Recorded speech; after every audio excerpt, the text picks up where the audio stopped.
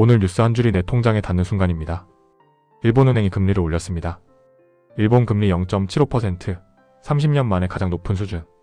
그런데 질문은 이거죠. 일본이 금리 올리면 한국에 사는 내 돈은 대체 뭐가 달라지나? 오늘 12분 동안 경제 초보 기준으로 딱 생활형으로만 풀겠습니다. 어려운 용어는 최대한 빼고 당장 내 지갑에 연결되는 포인트만 잡겠습니다. 먼저 팩트부터 짧게 말하자면 일본은행은 오늘 기준금리를 0.25%피 올려 0.75%로 결정했습니다. 그리고 시장은 우에다 총재 발언을 다음 힌트로 봅니다.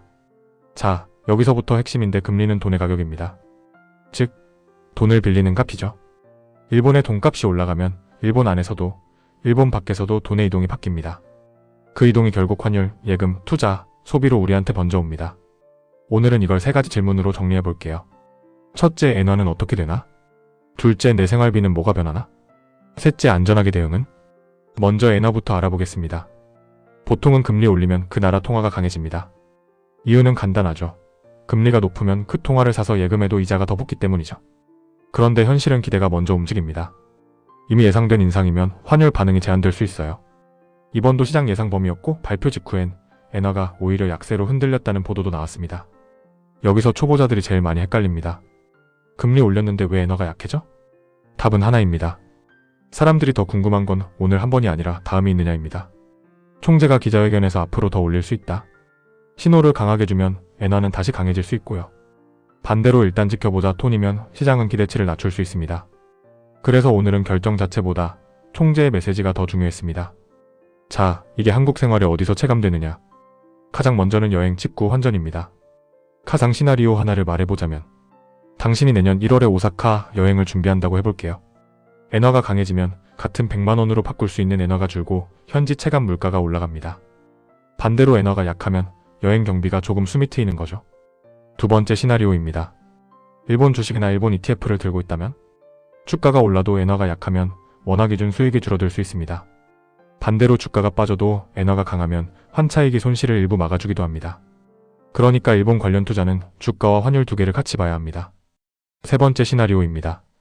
당신이 엔화 예금이 있거나 엔화를 조금씩 모은다면 금리 인상은 일본 내 예금 금리에도 천천히 영향을 줍니다. 다만 일본은 금리가 아주 낮던 기간이 길어서 상승 속도는 생각보다 천천히 체감될 수 있어요. 여기까지가 엔화 체감에 관련된 이야기입니다. 이제 더 큰 축으로 갑니다. 일본 금리 인상은 왜 세계 뉴스냐? 일본은 오랫동안 초저금리 국가였고 그 초저금리가 전 세계 자금 흐름의 바닥 역할을 했기 때문입니다. 쉽게 말해 세상에 돈이 불안할 때 일본에서 싸게 빌려서 다른 데 투자가 가능했죠. 이걸 흔히 엔캐리 트레이드라고 부릅니다. 일본 금리가 오르면 그 싸게 빌리는 매력이 조금씩 줄어듭니다. 그러면 어떤 일이 생기냐? 글로벌 자금이 위험 자산에서 살짝 빠지고 안전 자산으로 이동할 때 속도가 빨라질 수 있습니다. 여기서 한국이 완전히 예외일 수는 없죠. 단 바로 한국 금리 오른다 이렇게 직결하긴 어렵습니다. 한국 금리는 한국은행이 한국 상황 보고 결정합니다. 하지만 간접 영향은 있어요. 환율 변동이 커지면 수입 물가 기대가 흔들리고 시장 금리에도 압력이 생깁니다. 이 부분이 대출 있는 분들한테 현실로 다가오죠. 여기서 실생활에서 체크할 항목은 내 대출 금리가 당장 오르나? 대부분은 오늘 하루로 바로 오르진 않습니다. 하지만 시장이 불안해지면 은행채 금리나 회사채 금리가 움직이고 그게 결국 주담대 고정금리, 신용대출 금리에 영향을 줄 수 있습니다.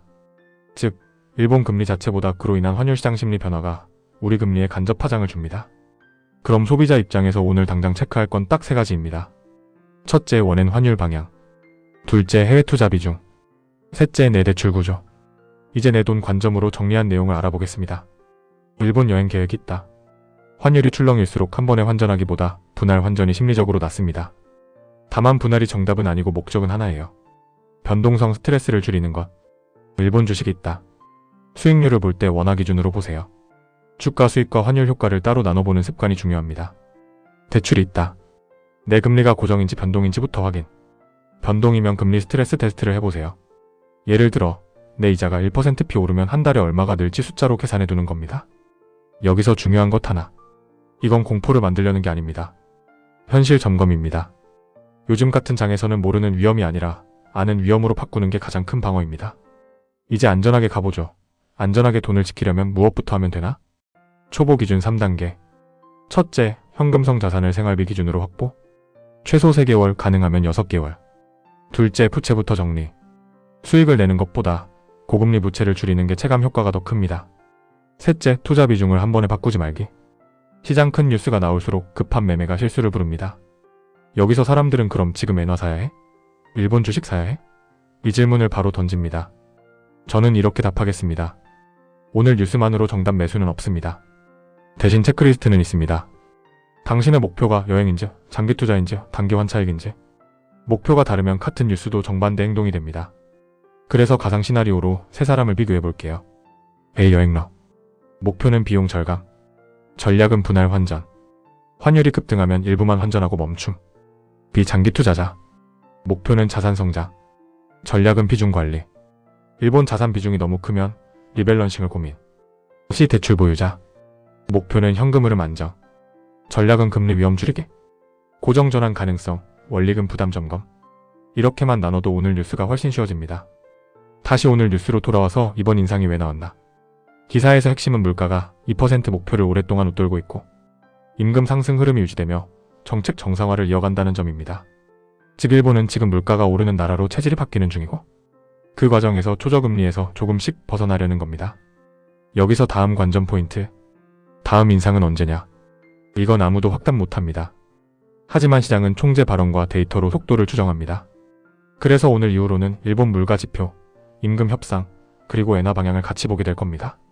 한국 거주자 입장에서는 이걸 한 문장으로 정리하면 이렇습니다. 일본 금리 인상은 엔화 변동을 키울 수 있고 그 변동이 여행 투자 심리에 간접 영향을 준다. 마지막으로 오늘 영상의 결론을 세 줄로만 남기겠습니다. 첫째, 일본 금리 인상은 팩트. 둘째, 내 지갑 연결은 환율과 심리. 셋째, 대응은 목표별로 다르게. 그리고 꼭 한 줄. 이 영상은 투자 권유가 아니고 정보 정리용입니다.